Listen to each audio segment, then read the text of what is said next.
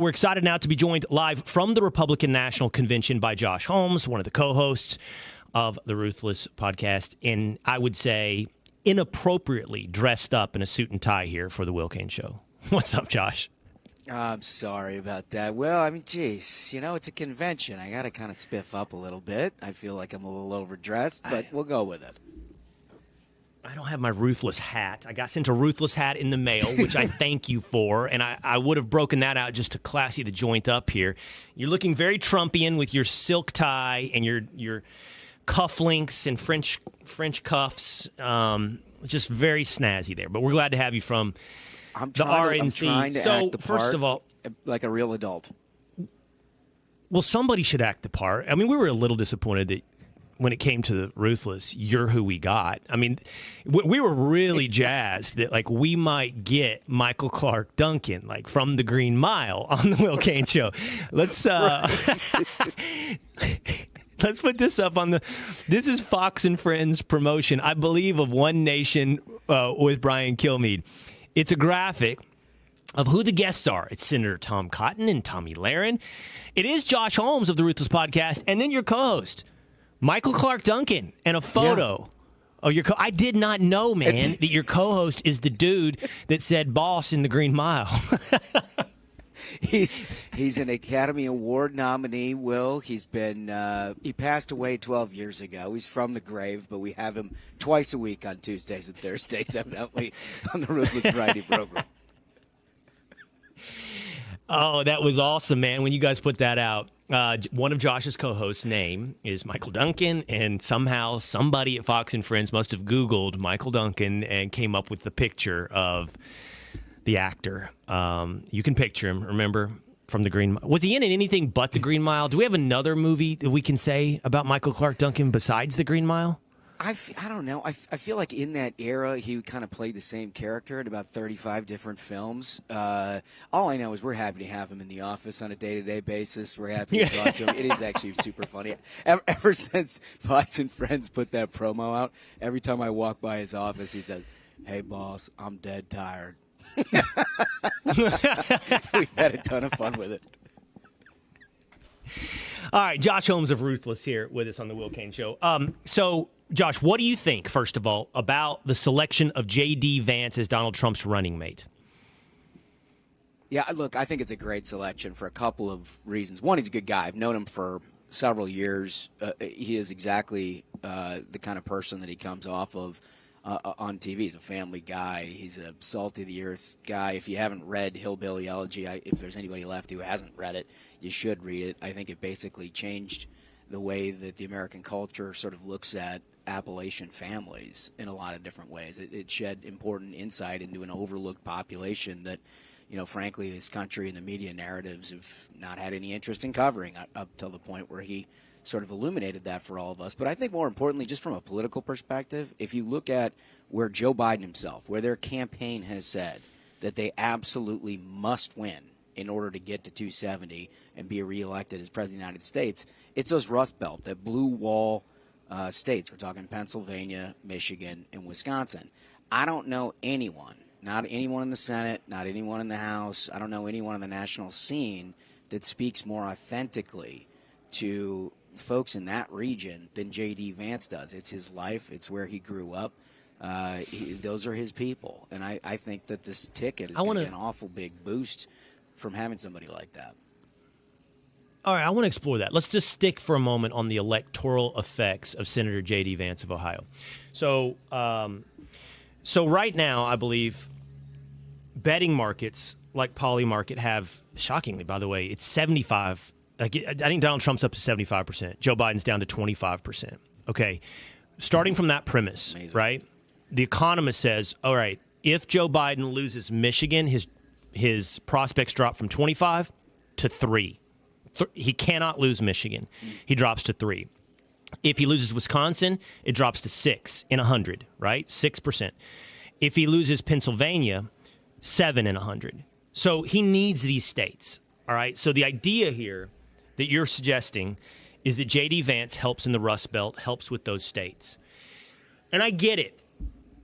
I think, and I want to get into J.D. Vance in a minute, that he is a true believer. I do. And I want to talk about that in a second. But just electorally, I don't know, man. I really am thinking this through, Josh. Like, J.D. did come from where he came from. There's no doubt. That's authentic. But he went on to what? Yale? He's very Ivy League educated. Hillbilly Elegy, let's be real. Like you said, if anybody hasn't read it, the people that have read Hillbilly Elegy are people into politics and like your average America First Rust Belt voter, they haven't read Hillbilly Elegy. Like, it's just not, I don't think that's what we're talking about here. And so I do wonder, I think JD is super smart. I don't know that he has the charisma. He certainly doesn't have Donald Trump's charisma. So I just wonder about the play here. Does he actually win you Pennsylvania, Wisconsin, Michigan? Well, I think it's that authenticity that you have to look for. I mean, look, we boil these things down so far in a presidential election. You get to know these candidates absolutely inside and out, and you either like what you see or you don't. But with J.D. Vance, you're going to get what you're going to get. I think the one thing that turns off voters more than anything else, is somebody who's pretending to be something they're not. And that's not what J.D. is. I mean, he's the real McCoy. I also think when you look at this electorally, if we're being honest, Donald Trump blots out the sun. This is a candidate unlike any other in American politics in that you're not going to cast a ballot. You're not going to be sitting on the fence like, I don't know what I think about Donald Trump, but I like J.D. Vance. That voter does not exist, let's be clear. I think where he has a distinct advantage is as we go along, you get a post-Labor Day discussion, say the economy snaps back into focus. Hard to imagine after the events of the last 3 weeks that we're actually talking about some policy that affects the American people, but that's where we will be after Labor Day. And when we do that, you're going to hear from somebody who's the best surrogate for Donald Trump as his vice presidential nominee, who knows what he's talking about and actually can speak to some of the pains that the American people are having in rural communities across this country. So what I was doing there, so first of all, I like J.D. Vance. I like the pick. And I'm going to tell you why in a minute. We're going to have a discussion. But I just try to be real about, not everything is 100-0, right? I'm not, he's not a pick that's it hits every single, it hits every single, you check every box, man. I'm just a little unconvinced on the electoral wins he puts behind the sales.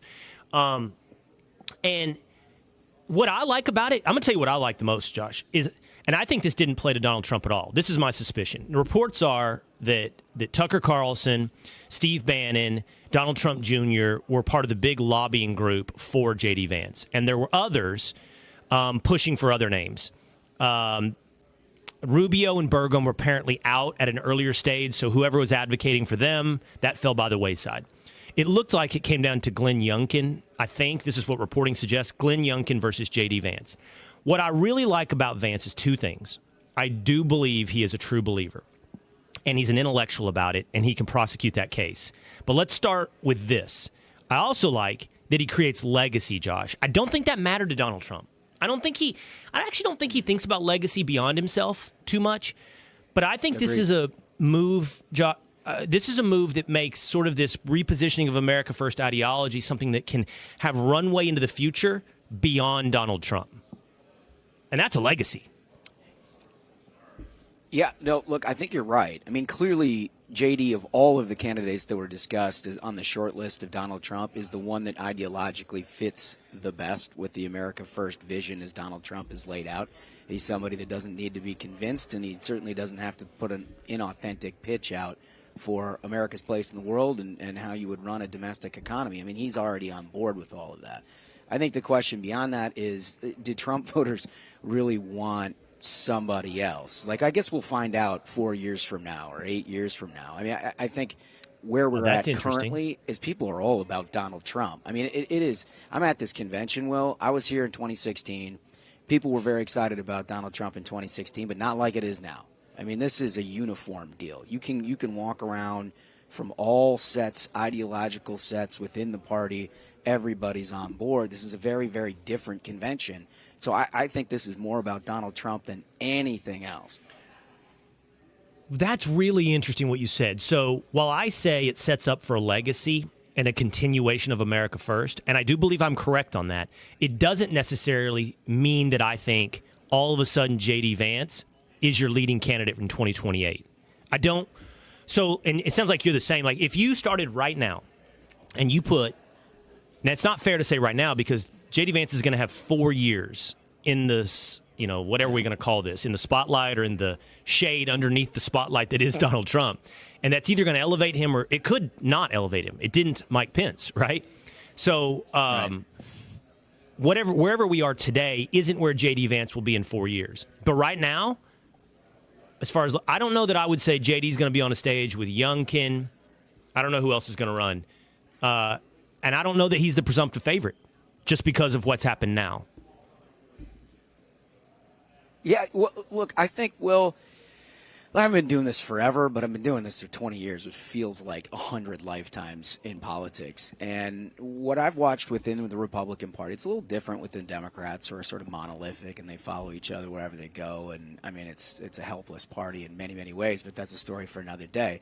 With Republicans, over time, we have chosen leaders that fit the moment. They may not be next in line. They may not have the best credentials. They may not be what everybody thinks should happen the next presidential election or the one after that. But we have leaders that fit a very specific moment in time. I think Donald Trump has done that. I think he's done that in 2024 way better than even in 2020 or 2016. He's a leader that meets the moment, not just for the Republican Party, but for the country. And we're going to see where we're at in 2028. God willing, we're in a place where Donald Trump can get this country back on track economically and get us to a place where we're respected in the world again. And then in 2028, if you have the luxury of not worrying about the existential threats to America, perhaps your mind can wander about what other kind of leadership that you want at that time. But we're going to have a different set of plugins at that point. Right. I agree with you that J.D. is definitely going to inherit much of the America First just by virtue of where he is. But we'll see where the country is in 4 or 8 years.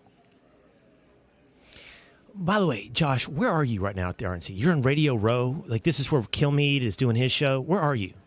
Yeah, I wouldn't know because all I see is a studio. gigantic white background. Yeah, well, I'm in your Fox fellas, studio. It's a beautiful whoever's location. behind the camera, well, fellas, whoever's behind the camera, I love you guys. I probably know you. What is this? I don't know if it's a beautiful location or not. I mean, all I see is a gigantic white Fox logo, and I can hear some ambient noise that gives me the sense that Josh is somewhere interesting. Like, let's get a zoom out. Where are you there, Josh? Joke. Yeah, the two here is no joke. I mean, that is a large two, and I'm blocking out the floor. Democracy, clearly. Democracy on the line, as we well know, as Joe Biden talks about. So we got to save that. So I'm glad we're framing it up. I love it. We're glad to have you in a flash cam in the basement of the convention center at the RNC with a lockdown shot of a white background. Thanks for joining us, Josh. Good Lord. Guys. You're the man, Will. What are you doing here? You're the man. I'm sitting here in a freaking closet in Dallas, Texas.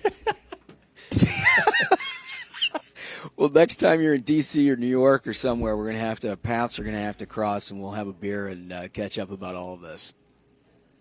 Yeah, as long as you take off that lavender tie, I'll go out with you somewhere appropriate. I mean, come on. Joshua. Is this really a problem for you, Will? Good God. I thought this was a tasteful selection for the Will Cain Show. It is is it a Trump tie? Is that a Trump tie? I wish it was a Trump tie. No, it's not a Trump tie. That would be something, though. They still have those? If they have those, I'll look into it. You also went with the dimple. I'm a big dimple in the tie guy. Hegseth doesn't like the dimple. I'm a dimple he likes guy. Me too. Hegseth likes a fold, like a fold. It's I don't know. No, he also likes. You can't have a fold. You got to go with the dimple. This is a more sophisticated look, Will. You were right on the money there, and I don't think anybody else knows what they're talking about. Josh Holmes from the Ruthless Podcast here with us on the Will Cain Show.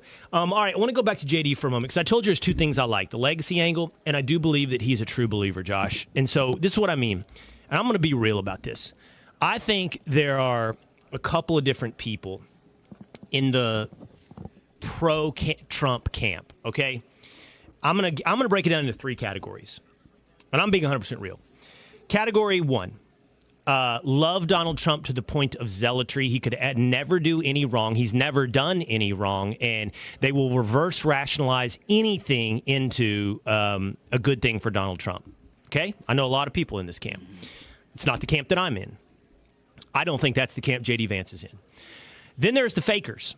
I think there are a lot of fakers. And the reason I bring this up is there was a line in the Axios article about what became important to Trump is to not pick somebody who was faking their love for Trump. And I do think a lot of the people that were in the running to even be his vice president should be suspected of faking their love for Trump.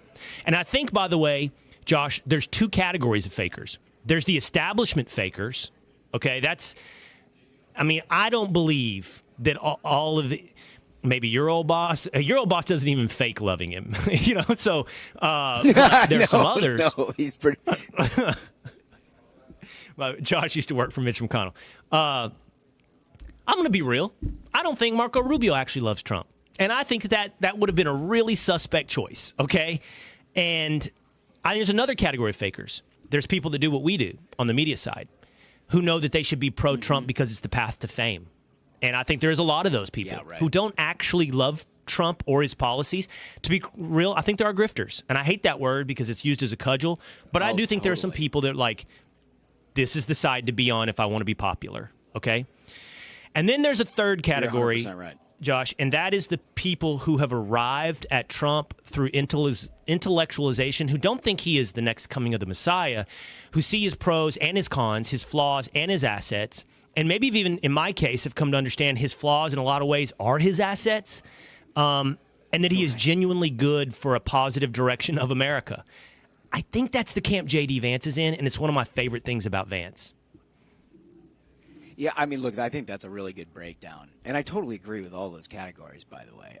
Look, we've sort of been along for this journey ourselves on Ruthless in that there was a lot that we liked about 4 years of Donald Trump, and we had a lot of questions after 2022 about whether or not it was the right time for Donald Trump in 24. And so we spent the better part of a year and a half interviewing all of the prospective primary candidates that he ran against and watched them make the arguments. And we were sort of conflicted ourselves about whether or not this was the right time for Donald Trump. Now, that was not the case for 70% of the Republican electorate. They've already sold. They wanted Donald Trump back. Ultimately, that is what it is. But I think what you've seen over the last 3 weeks, starting with that debate against Joe Biden, where he just could kind of clearly lay out himself authentically, contrast that which is with a guy who has no business anywhere near the Resolute desk in the Oval Office, and then watch his response immediately to the attempted assassination on him. That's the kind of leadership that I don't even know that America we knew that we needed at this moment. I grew up, in the Reagan era. Did you, Will? And I think we were sort of taken for granted the fact that we were always on the same. It was always Team America, right? And we always had optimism and hope for a future for our kids and grandkids like the ones that we inherited. And that slipped away to the point where you didn't really know how bad it was until you saw Donald Trump get up from that stage, raise his fist, and it was like, hell yes. Hell yes. This is the kind of guy who, God forbid you have something happen to you overseas, he's going to send the Marines and go get you out of there, right? We have lost that. We don't even talk about that any longer. That is the slipping of America that right now, at this very moment, he totally embodies. And so that in that last category, and I think JD has got a huge part of that, no question. But there's an awful lot of us who have, tried on different shoes and see what fits, and ultimately have come to the conclusion that at this moment in time, in July of 2024 and in November of 2024, Donald Trump is absolutely what this country needs. You know what I would love to do? So what they're going to use, Josh, to your point, is JD was a self-described never Trump, and he said some really, really bad things about Trump that I'd never I never went that far, in questioning Donald Trump. But I don't care. I actually really genuinely believe his conversion. You know what I'd love to do, Josh? You guys should do it on Ruthless. We should maybe do this together and get some more people. I would like to do a show, the moment of my conversion, or when I converted, whatever, when you came around Trump. Because here's the truth, and I don't think he'd mind. One of the biggest supporters of Trump that I know is probably my buddy Pete Hegseth, right? But that doesn't mean he always was, and he'll talk to you about it. Right. And so it's kind of fascinating, and that's kind of fascinating to know and to analyze when people began. Because right now, Josh, we're seeing a conversion even among like Bill Ackman and Elon Musk, although there's, and this is what it was for me, it was a slow conversion. Like it wasn't like an epiphany moment. It was like, a period of time. And mine's several years in the past. Mine was probably, if I had to guess, mine's like somewhere between 18 and 20 is my conversion. And, I think it's happening now for Musk and Ackman and Sachs and that crowd. And I do believe it's genuine. Like, I think it's a genuine conversion. I would think it'd be fascinating to kind of catalog. And there's some people who were in right away. I'm not denying those people. And there's some people whose conversion was in 15, 16, whatever. But I'd kind of like to catalog what did it for people, the moment of your conversion. Yeah, it's going to be very different things, right? And again, part of this is the onslaught of media and how you consume your news and what they tried to do to Donald Trump, both in his campaign and his first 4 years of being president. If you were not a skeptical consumer of New York Times, Washington Post, AP, all of the broadcast channels, if you were not skeptical about the way that they covered things, you probably believe this guy was the worst person on the face of the planet, right? But somewhere along the way, and this is the beauty of a diverse media culture, and that you can get information from a whole bunch of different sources these days, you can begin to see some other things. I find it so fascinating. Like, how about all the liberals who are like, my God, did you know that Joe Biden's senile? Holy smokes, I never even imagined that. And you're like, what the hell were you watching? Are you kidding me? Like, all you had to do is pop on the TV at some point over the last 4 years, and it became apparent to you. But they live in a echo chamber that exclusively talks about all of the virtues of Joe Biden. There is a echo chamber that you could get misimpressions about everything and everybody in politics, but more particularly Donald Trump. So, it's tough. You have to – those moments that I think maybe did things for individuals are something you're going to have to find outside of the lens of the mainstream media in a lot of ways. Yeah. Well, I think in a way, Amber Rose, which I don't even know what Amber Rose's claim to fame is. It's like somewhere in the rap culture. She was great, though.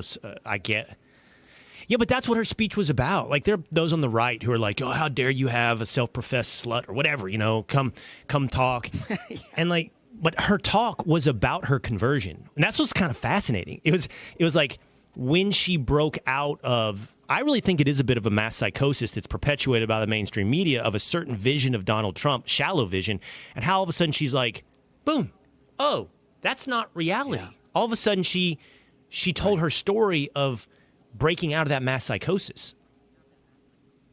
Yeah, I think that's important. And look, this is happening with demographics across the country right now. And it's not really just specific to Donald Trump as it is sort of conservative governance and the way that you approach how you represent people. And I think, look, Democrats have held on to old dogma, old constituencies just by generational passing them down. And we vote Democrat in this household.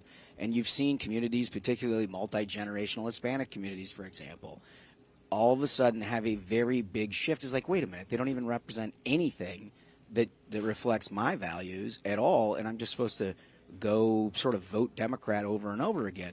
Donald Trump's been very good because he doesn't hold on to all of the stigma about what groups you can talk to and what groups you can't. Like, he doesn't care. He'll go talk to anybody. And so for a lot of these people, it's the first time they're hearing it.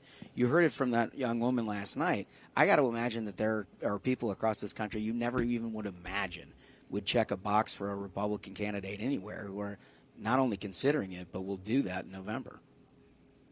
Oh, absolutely. Of every race, of every generation. All right, just a couple more questions with Josh Holmes here from Ruthless.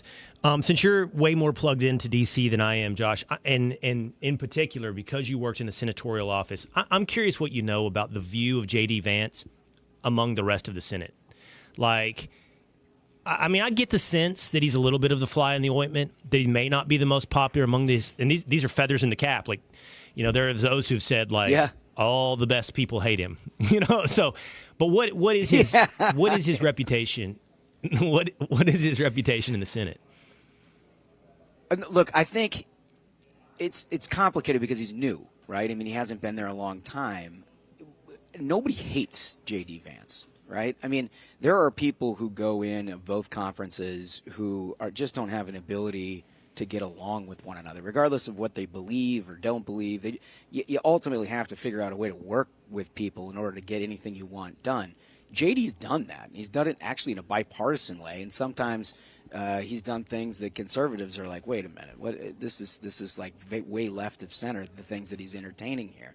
But he's not bound by this sort of rigid ideology. He's been trying to figure out exactly where he can make a difference, and that comes with working with a whole bunch of different people. Now, I'll also say, Will, the Senate is different in that there is a generational divide at this point. You mentioned my old boss and several others in his generation who are sort of on their way out. You've got a whole crop of younger senators. I mean, people who are like my peers, which, by the way, is a very hard thing for me to swallow, being a staffer all those years and then seeing guys younger than I am now being nominee for vice president of the United States.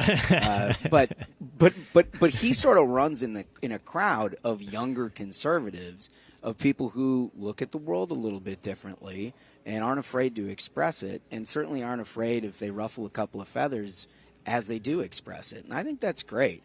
But there isn't anybody, Will, anywhere in the Senate who is like, man, I really hate that guy. You know, because those people exist. I don't need to name names, but they definitely exist. But that's not J.D. He's been somebody who. You mean there are senators that the other senators hate? Oh, You're yeah. saying those exist? Oh, yeah. No, there's other a number senators. of. Yeah, they definitely exist. Who? Come on, and Josh. JD's not one of them. What? You want me to name names? Well, you want me to? I mean, this is the Republican convention. We're supposed to be uniting here. We're supposed to be uniting here. I'll tell you over a beer sometime. I got a short list of them. But guess. He is here's the most important. You definitely can guess. Here's the most important part. He's going to come up like a man and tell you that he disagrees with what you're trying to do, and he's going to explain why he disagrees with you and tell you he's going to work against it. That is what a gentleman or a gentlelady does in adult life, whether you're in politics, business, or anything else. That's what he's done since he's been in the Senate, and I think it's going to serve him really well when he's got a big role in a new administration. All right. And we'll see how he does against Kamala Harris in a debate. The left seems cocky about that, by the way. I can't wait for that. I don't know why. I can't wait for that. Yeah. I can't wait. That'll be I good. mean, I hope we get a full Selena Meyer out of her, though. You know what I mean? The whole Veep or Veep thing. We're going to play that on our show today, by the way. Veep or Veep, where we have a quote from Kamala and a quote from Selena Meyer from the show Veep, and you have to pick which one is which. It's impossible. That's amazing. That's great. That's why you need to subscribe to the Ruthless Podcast, by the way. They've got a beautiful setup from the RNC. They're outdoors. I mean, I don't know who's funding or sponsoring that show, but I got to get a hold of them. But it's a great setup outside the convention center. But you should check it out. Go subscribe to the Ruthless Podcast. Quality people. All right, man. Josh Holmes of the Ruthless Podcast. Thanks, awesome Will. to have you on today from the RNC. Yeah, man. Have fun. You're the man. We'll do it anytime.